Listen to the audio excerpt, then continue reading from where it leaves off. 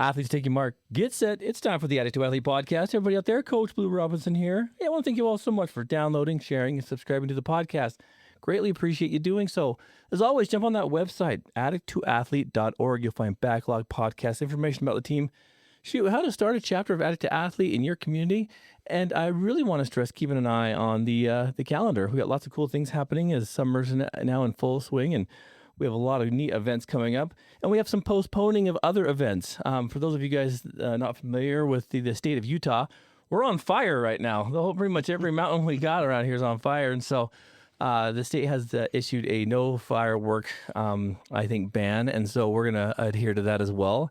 So our annual Addict to Athlete Summer Barbecue and fireworks display is going to be postponed till probably the end of the month, or we're even thinking about pushing it into September with Recovery Month. So keep an eye on the calendar. All the other events will be there. We'd love to have you jump on addicttoathlete.org. Well, athletes, got two great guests on today. One that's coming back for, I think it's fifth time? Five. Yeah, I think it's fifth time, which really makes sure. you, Mr. Brad, the most featured guest we've had on Addict to Athlete, which is awesome. So I don't know if it's just because you're willing to hang out with me, or if it's like we got that much to talk about. I love talking with you, Blue. There you go, man. Well, and listeners, we got another guest that I want to have Brad introduce, because you guys are coming on specifically because you have some amazing things in the hopper in the world of nutrition, of food prep, and I'm excited to talk about this because we don't talk much about this feature when it gets into recovery and when it gets into entrepreneurship and when it comes into, doing a talent that you have and then giving it out to the masses. I think that's why we're here on this little ball of mud anyway, is to get some of these talents that we have out to the masses. And so I'm looking forward to talking to you, both of you two, about this. But Brad, welcome to the podcast. Let's welcome your guest, because this is the guest inviting a guest, and we'll get this show on the road. Yeah, of course. So, I want to introduce Angela before she starts in. The reason we came on, we're talking a little bit about our business and something that we've been avenuing in this current year. And we started up the company in January. It's called The Gathering Table, and officially The Gathering Table Utah, operating under The Gathering Table.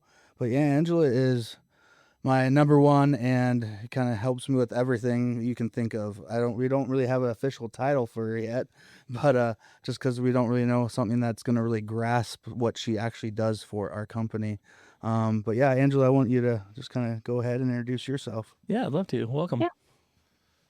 My name's Angela Johnson, and I actually met Brad. I was doing an entrepreneurship class, and our worlds just kind of collided, and we happened to have a lot in common. I've been working in the world of residential treatment for over 12 years.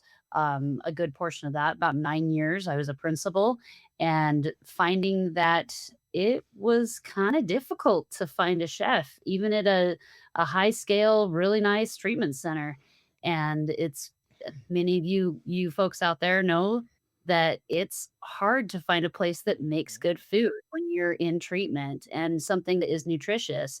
And for those that really struggle with whether you're gluten-free or you have different kind of diets, you go into treatment, it's the same for everybody. So maybe you're sick during your entire stay, and we want to be able to change that. And Brad really helped set the stage for Gathering Table because of his experience, which we'll get into.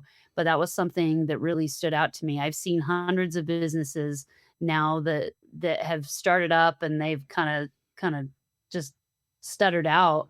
And Brad's idea is something that is pretty revolutionary in the fact that, yes, it's meal delivery. However, it's for everybody.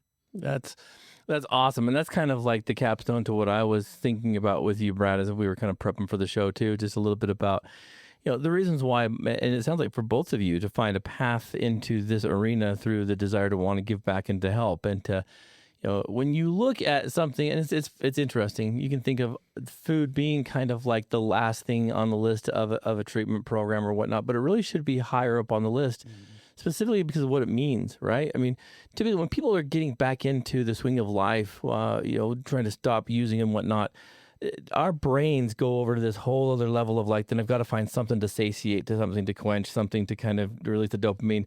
So I've seen a lot of people that try to get recovery on their own still default to like, processed foods, fast foods, sugars, all this kind of stuff, which in essence is kind of like switching back to another addiction, Let's just jump into this a little bit, man. I know this has been a passion of yours forever, and that's kind of, I think where I first crossed your path was at Mountain Peak Recovery, where you were the chef there. And I watched you go way above and beyond just cooking food. I remember the first time, and Angela, I'll share this with you. The first time I met Brad, like officially, was one of our clients had a friend who passed away, and we needed someone to take him to the services that would be able to kind of not just keep an eye on him, but would be able to be there as support because the drive was quite lengthy. And the team's like, we're going to send Brad. And I'm thinking, the guy who cooks? Like, wow, what is, okay. And then Brad came in and, to our treatment team, we were discussing this. And Davey, one of our clinical director, was like, Brad, would you be willing to do this? And Brad leaned into this assignment as if it was like, I'm born for it. And I thought, this guy's more than just a chef, right? That's like Steven Seagal in that one show, right? I'm just a cook. No, dude, you have like all these talents. Let's start with that, man. This process, Brad, of you using your recovery, not just through like means of food, but also like why this desire to want to serve? Because it sounds like what you and Angela are doing, this gathering table. When you think about that, there's a lot of metaphoric healing, I think, is in that title and that name you've chosen. Why so invested in people? Well, anything in life, I mean, you can't really get through by yourself. Mm-hmm. I mean, like just a few years ago, I went through some very heavy mental health stuff. How did I get out of it? Talking with you, with my community of people. So the gathering table, I mean, for me and my own physical health, I've had times where it's been really hard to navigate on what I'm allowed to eat. Because if I ate certain things, repercussions were like immediate, being very uncomfortable. Lab work would come back messed up or whatever it may be. And being at a young age, you didn't know how to navigate through that stuff. And so that's where the gathering table kind of comes in, is to help people when life throws them, a wrench in the gears. How can they figure out how to navigate the most important thing in life and how to survive is food. And instead of going to these fancier grocery stores or trying to, I guess, feel like a nuisance at a restaurant, we come in and we help them. Hey, here's our menu. Tell us what your nutritional needs are, and we're going to provide it for you. Mm-hmm. And simply make it a lot easier for them, and continue and have them feel like they have a seat at our table. It's not just a meal prep company. It's a community. It's a community of people that are going to be there to help. And through this whole thing, we've connected with different communities on the social media, and I mean, I'm learning as I go too. It's even with my whole passion and cooking and working in treatment, I've learned so much. And the reality is a lot of food that's sold in the grocery stores is really horrible for you. Yeah. If you look at the label with the ingredients, I mean, there's like 2 paragraphs long of ingredients and certain things where there should only be a few. And we're really getting poisoned in our society right now.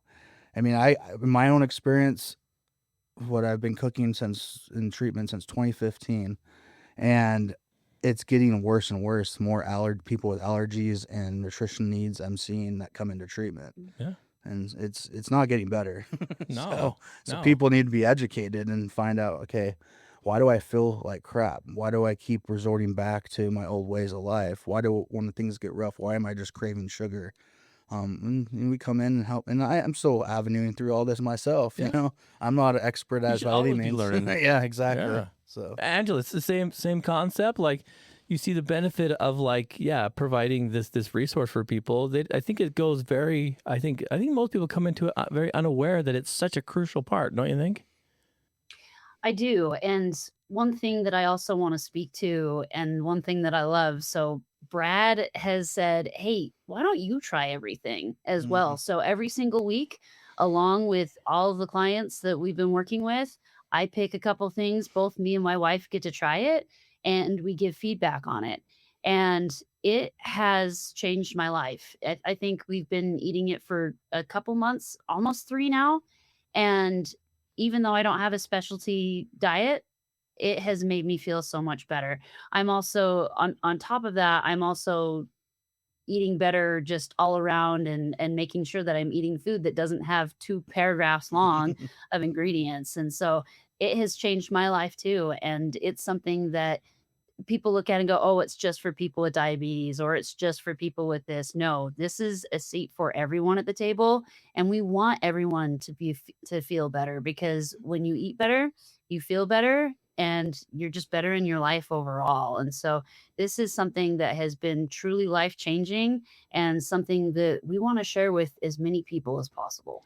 I love the fact that you guys are talking about the specialty factor to this because so many times when you get a family member that's on like a special diet or something because of nutrition needs or whatnot, it feels as though that they're kind of the outcast, if that makes sense. Everyone else gets this, but you have to have that, And it's kind of cool to like that the food that's prepared is inclusive that way. It doesn't, it benefits the person that needs it, but the whole family, everyone can partake in it. Correct? It's not like you're dumping vitamins in there or whatever. It's like you're just making it in a way that's going to treat like, fill in some of the voids that we probably miss through daily just consumption of fast food, processed food, like you said, the quick and easy stuff. Is that kind of what I'm hearing? Yeah, I mean, Angela can speak to this. Like, if I have one client that's say gluten free, and there is gluten and soy in, like, for instance, soy sauce, and if you're making a teriyaki sauce for a dish, I'll make every client's that, and without even telling anyone. I mean, they might be mad about that, but do they taste the difference? No, not really. Yeah, they won't know until it's over. Yeah. Huh? So,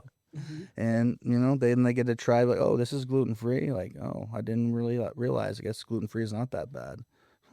Well, it's a hesitancy. When you say Angela, the hesitancy is like, well, then if it's going to be beneficial or healthy, it's going to taste like wood chips and cardboard, and that's not the case, is it?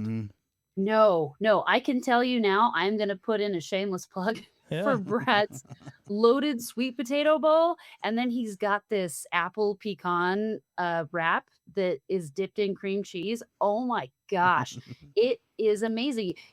I was eating it last night, the wrap, and was just like, "This is healthy?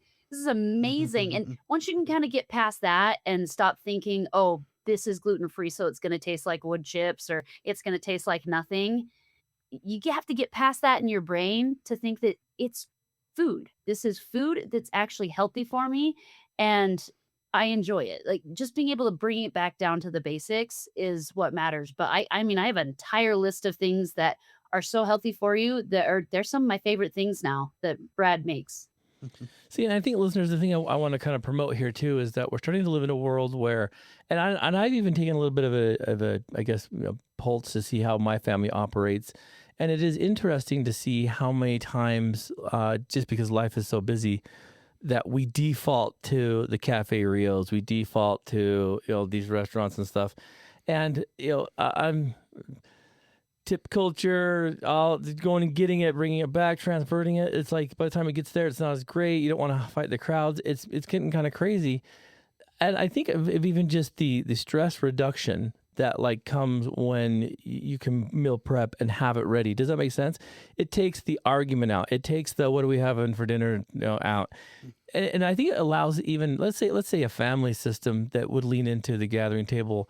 I can see like even if it's 2 or 3 times a week would be so beneficial for family systems to get rid of the stress aspect. Does that make sense? And I look at this because I think, there's so much benefit for a family to gather around the table, especially for kids that maybe that has, an allergy or a parent that does whatever, to be able to have like that peace of mind of like, it's just done at 7:00, guys, we're having dinner. It's such a rare occurrence now. That's why I think the name you guys chose is so perfect for this, because there's benefits to all this kind of stuff, right? You're providing these outlets where you can have these folks sit around, talk, and listen to each other. You can have, the consistency in having it, knowing that the stuff you're providing is going to be good, but also be there, ready to go. How does stress play into this? Because when you're in a stressful like family system where you've got bills, you've got a house to clean, you've got jobs to come home from, you got kids going to this and that, it's not easy to sit down and do the 1950 Joan Cleaver, what's for dinner turkey with all the trimmings on a Thursday night, is it? Like, how much of that goes into what you guys prepared, knowing that it's got to be easy, but it's got to be good? Mhm. I mean, I'm sure it helps out a lot. I mean, for the person that has not only dietary needs, but has a busy schedule, or the entrepreneur that is working like my situation, working a 9 to 5 and have a business I launched this year. Um, having pre-made meals. A lot of times I make a little extra, so I have meals already. Or I just have it just sit in the fridge. I just have to warm it up. Mm-hmm. And I'm sure Angela can testify to that with the meals I prep for her every week. I mean, she's a very busy person too. I mean, I'm sure relieving that off off your shoulders and realize, okay, what am I eating for dinner? Or simply, I may be a chef, but there's sometimes I get so busy I may forget to eat. No, I'm at my 9 to 5. Yeah. You have to remember to take that time for yourself, and having it already done and not have to worry about it. It's it's one less thing you have to worry about. Have you noticed that too, Angela? I mean, like you said, you're eating it too. So it's like, have you noticed that there's some of that stress reduction of like, well, what are we doing for dinner tonight? Those are our favorite nights. We really love Brad food nights is what we call them. We call them gathering table nights, but really they're Brad food nights. And also just speaking to one of our clients, she always tells me every time when I see her just how much time it saves her. She is so busy and she has some dietary restrictions as well. And she hasn't gotten sick. She's been eating it for 3 months and hasn't had any issues with it. She really enjoys it, and it helps open up her schedule. It relieves that stress piece of having to worry about making food, having to make sure that you're making food that everyone in your family likes as well. It's something that's already been predetermined for you. It's ready to go. You open it. Some things are things that you heat, some are things that you don't, but it's simple and just down to, hey, let's spend some time together. So the Mm. time spent making the food or getting it, you don't have to do that anymore. You get to spend the time with each other and stuff. I love it because as I'm thinking here, like I've got several clients that I'm working with that are actually on the GLP-1 system for weight loss and whatnot. And one of the things that they talk about is that there's this benefit that they're getting, they're losing the weight, but certain foods they've noticed make them incredibly sick.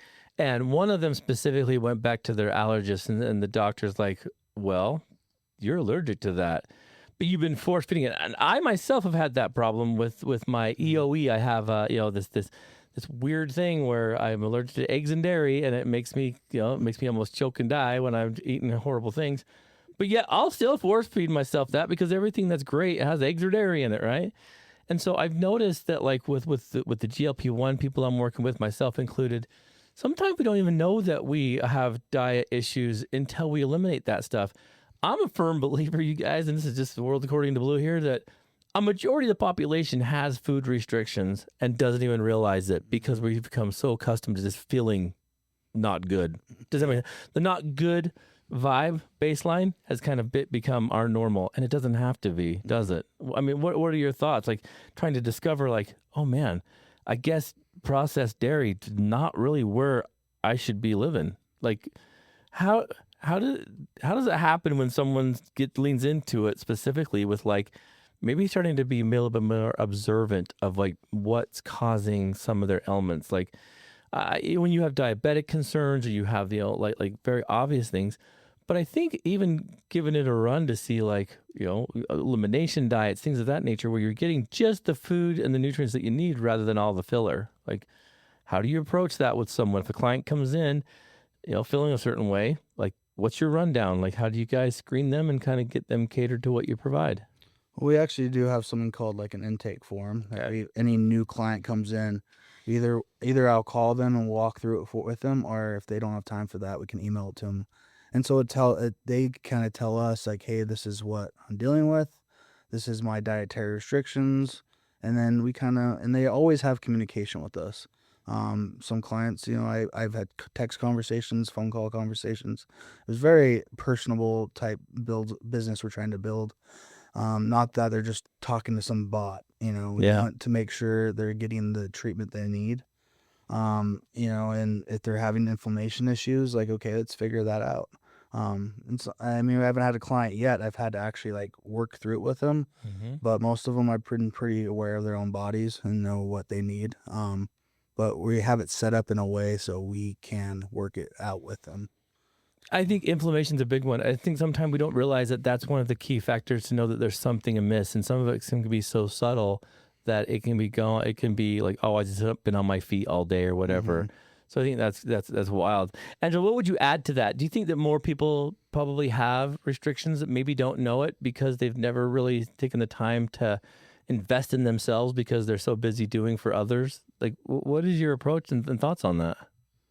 I agree. I agree with what you guys have been saying about processed food, about fast food. We get so used to our bodies just not feeling great that we don't really know what our bodies at our peak truly feels like.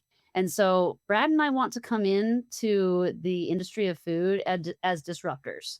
And even though that doesn't that doesn't scream gathering table, that's essentially what gathering table is.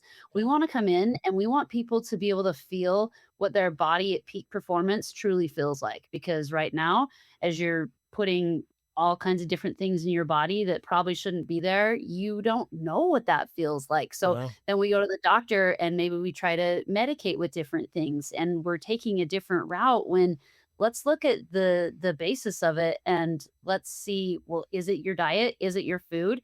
And maybe sometimes, a lot of times doctors say, yeah, let's change your diet, but they don't really go beyond that. And so then we go along saying, well, fast food's easier, so let's do that. Maybe I'll eat something a little healthier that's still fast food. It's still not doing for you what food should be doing. There's still those paragraphs of ingredients. And so I think getting back to the basics and just putting things in your body that are meant to be there is what matters. And so Brad and I are essentially here to disrupt and to kind of shake things up within this industry and really get people thinking about what they're putting in their bodies. I love it. I love it. You know, because I've been watching a lot of the World Cup stuff recently, and I've been really getting down in the rabbit hole of all the Europeans coming over here talking about how oh, we were wrong about America. It's so great and stuff. But a number of these are talking about our food and how amazing the food is and how great it is and how big the portion sizes are. And I got thinking, holy crap.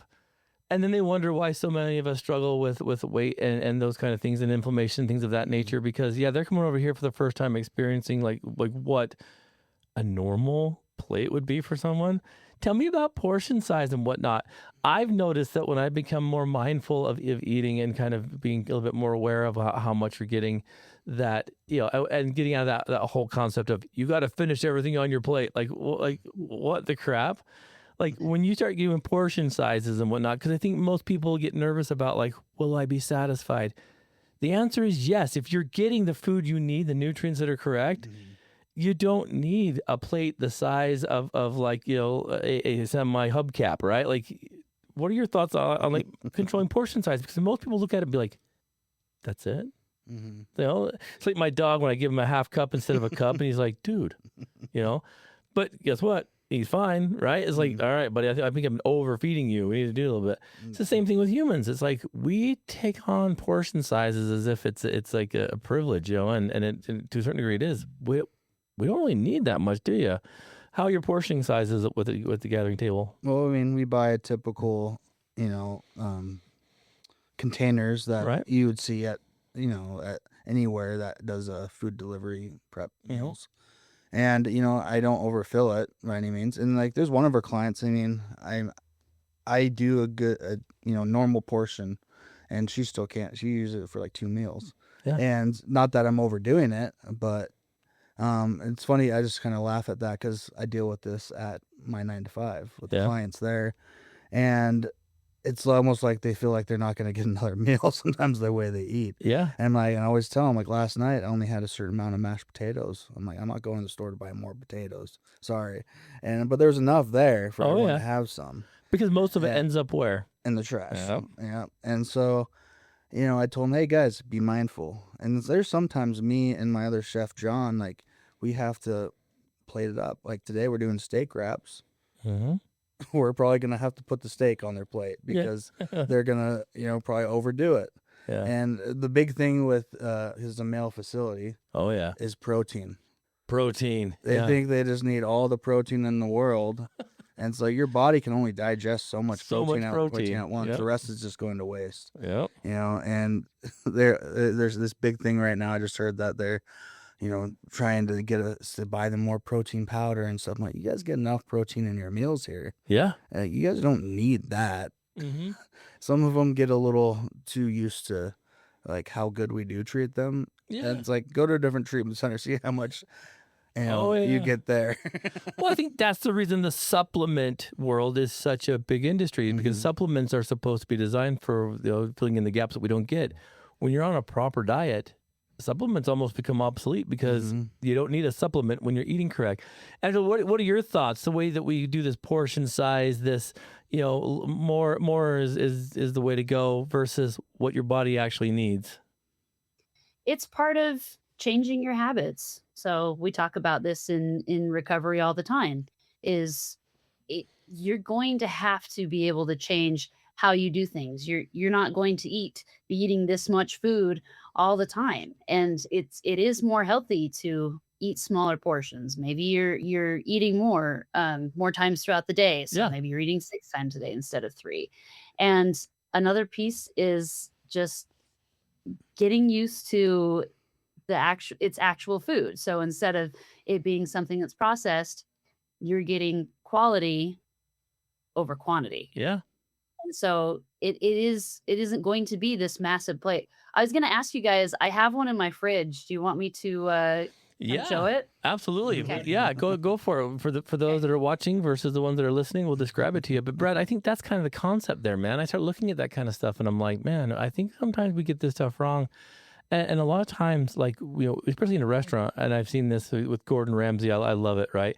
When Gordon goes in and like does like the what's that one where he goes and like helps people redo their restaurant and stuff? Kitchen Nightmare, yeah. And I love it because he'll walk in and the person will take home like 3 times what they bought, right? And it's like, why are you sending all this profit home, right? Because we become accustomed to it, but our body doesn't need that. Angela, that was a quick run to your fridge. See, that, you don't overpack it, Brad, but that seems very full to me. Like, very full. Yeah, they're only like I think it's 12 or 16 ounce containers. I'm not sure, to be quite honest, and I'm not trying to be like, oh, not that guy, but I don't think I could finish that whole thing in one setting. That's a decent size. It's quite a bit. We put it on plates, and it takes up a big portion. So some things we put in bowls, and it takes up the entire bowl. So it's definitely not just this tiny thing. It's quite a bit. Yeah. It's still like more than you would be expecting, but it's very filling. So last week, I was in one of those moods where we're driving around. I'm like, I'm starving to death. I'm going to die, right? And so Marissa and I were like, well, let's go. And we're trying to do better healthy eating, right? So what's better healthy eating out there than Chipotle? So we go to Chipotle. I got the bowl, right? And it was it wasn't steak. It was the, I don't know, it was some kind of protein. Yeah. I know what it was. Wasn't that great, right? Pork or something. Yeah, it was the beef. Beef. And you guys, I thought, well, I'll have some more protein, right? You guys, that thing cost, like just mine, $22. Just mine, $22. And it was a bowl a little about, I think it was smaller than that. Yeah.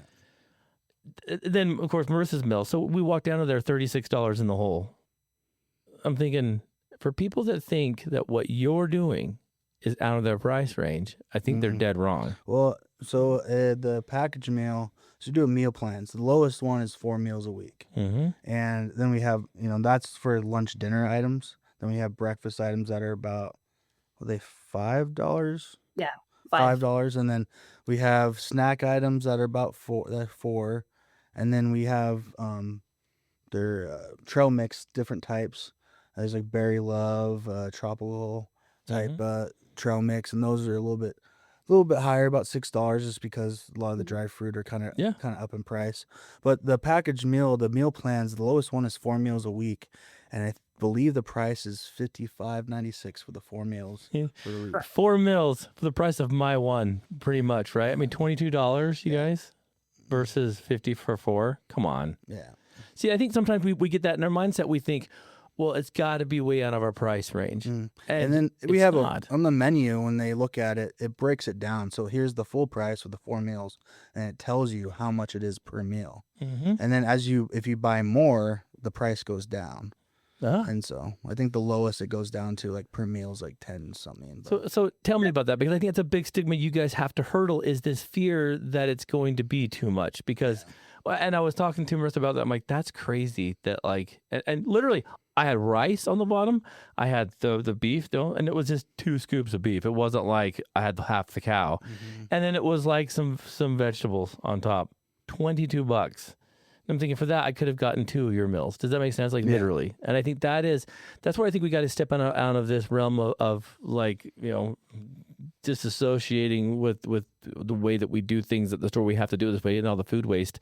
Literally, listeners, and trust me, this isn't a sales pitch, but I really want you to understand that this is everything you need in a bowl or in a plate of food. Why wouldn't you give it a shot? Does that make sense? I mean, come on. No, I mean, exactly. I mean, we're not here to sell our business. No, we're here. That's not why I invited you on. Yeah, we're exactly here to help promote it so people know there's another option for them. Because, I mean, I know Angela knows how it is, and with your own dietary nutrition issues. And, it's hard to navigate through that stuff on just being out there for going to a restaurant. And here's another option for you that's not quite as expensive. Yeah. And a little bit easier for you too if you have a busy schedule. A lot of people have busy schedules. So Well, that's it.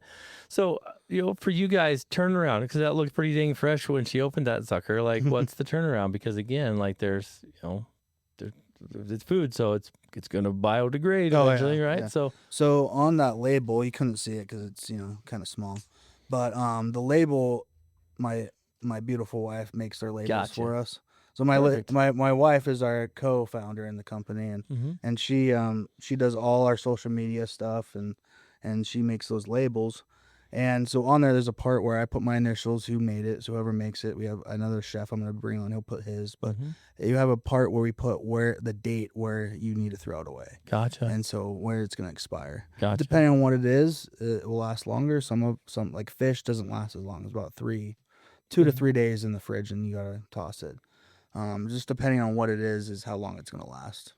So what would you recommend, like, for a beginner? Like, let's say like it's a couple, husband, wife, spouse, grandma, grandpa. Like, what do you think, like, if they want to give it a shot, how test the water, so to speak, instead of like, Well, I mean, they can shoot us, I don't have my phone number memorized, but our email is thegathering We'll put all the links in the description down here. Yeah. Just emailing us, shooting us a email and asking questions, or you can find us on social media and shooting us a direct message on there, or even comment on one of our posts, and we'll get a hold of you, me or Angela, and just have any questions you have, ask. I would say just you start the lowest grade, and for new clients, we usually throw a snack or something in there for them, right, for new clients, and so you could try things like that out. And you would literally have the option, Angela, of doing breakfast, lunch, and dinner. Like, if someone really wanted to go all in, like, they could have those choices. That means your menu must be pretty big and growing, I would imagine. Then is that kind of, I mean, most people I know that do this don't do breakfast. Yeah, we have options of cinnamon rolls. We have egg bites. Brad also does some really incredible energy bites. I don't know if you have tried them yet. If not, Brad, I haven't. They are so good, and he has different flavors that he does. I'm really trying to push cookie dough, but it's not as healthy. Yeah, there is that one vice. Yeah. Yes, he has so many options though, and he switches them up. Breakfast is a little more consistent, but that is something we're working on, maybe creating a bigger menu there. But the lunch and dinner menu, those are changing every single week. And Brad definitely has he has some that it's like, man, you've been making this for years, but other ones that he ventures into, and it feels like he's been making that for years as well. Like there is nothing that I've seen thrown Brad's way that he can't make. I've seen it. He is the best chef that I have tried food from. And I've worked with quite a few chefs in facilities, and they're really talented, but they just can't match what Brad can do. There are a lot of people that can make things that for people that don't have specialty diets and that just don't switch things up. He can do that. He can do that on the fly, and that speaks to his talent, ability, and experience. I think sometimes too, man. With what I've seen you do, Brad, with your own recovery, and I think I want to just shift gears ever so slightly, because you've talked to me about an idea you've had similar to this for years about wanting to do your own kind of like restaurant or your own kind of thing, helping people in recovery, working with people in recovery. This has been a big goal for you for a lot of years, and I love the fact that although it's not a brick and mortar restaurant, it's working for what you see your people need. Does that make sense? For you switching over to this, man, like, and for those of you guys that don't know Brad, he tests the water, and instead of dipping his toe in and taking it out, he leaves it in there for a while without jumping all the way in. That's why I'm so proud of you, man, for doing this, because like this on a whole other level is like you stepping way out of a comfort zone, getting out of the security of like, this 9 to 5, you still have the 9 to 5, but like, to say, well, I'm going to put my stuff out there, just like an artist putting on a painting on a wall and having people come critique it. You're doing the same thing with the food that you guys are producing to that degree. How much gut and grit does it take for anyone to cross that threshold of entrepreneurship or like, like, what I'm saying? Like, cause on that side, man, like I love the product. What you guys have is amazing, but the story behind how you got here is even more important. Any anxiety or fears that you're like, well, all the way? I mean, going into early in the year, we first licensed the business in January, and it took us a few months before we actually launched and got clients and did all that. But yeah, I was, Angela, my wife, and a lot of my wife pushing me, and because this year I've had some health issues, some health scares. Yeah, so and I was gonna wait. I was gonna wait till all that was behind, and other things were out of the way, and then let's start and launch the company. And they're good at pushing me. Angela and my wife, they're like, well, why wait? And I'm like, you know what? Why wait? I've been waiting since I don't remember the first conversation I had with you about years ago. Yeah, it's been years. And the biggest hurdle is I've dealt with health issues my whole life. That being scared, not having that stability of a paycheck. Yeah. And our health benefits or whatever it may be. And you know what? Like, I was just like, you're right. Why not just right now is better time than any other. And if it doesn't work, doesn't work. But you'll never know until you give it a shot. Exactly. And so far it's growing slowly, but it's growing. And we have things that were hurdles that are growing. I mean, our biggest thing was to nail down new clients was a website. Yeah. And right now we have someone working on a website and in a way that we're able to make it work. And we're going to have that hopefully very soon. And that's going to bring in a lot more clients. Absolutely. I can see a lot more clients coming and this thing blowing up into something bigger than I think any of us thought it could be. I think so. And the other thing is too, what was I going to say? No, I just lost my train of thought. But that's the key though, is I think it's so cool that you stepped out of your own comfort zone. And I love the fact that Angela sees the talent that you have and that you see what she brings and what you guys can do together, because so many dreams die in the hopes of, I'll start someday. And I don't think that that's a good thing for us. I've noticed, and I've had people on this podcast that have talked about this specifically, that people that have addiction histories, when they get their sobriety on track and they start making that, they become the most amazing producers of whatever pursuit they want, because they know how to create things out of nothing, right? Yeah. And I talk about this all the time. In addiction, if you are, if you have no money, you have no means, you have no transportation, but you want to get high, by the end of the night, damn it, you find a way to get there.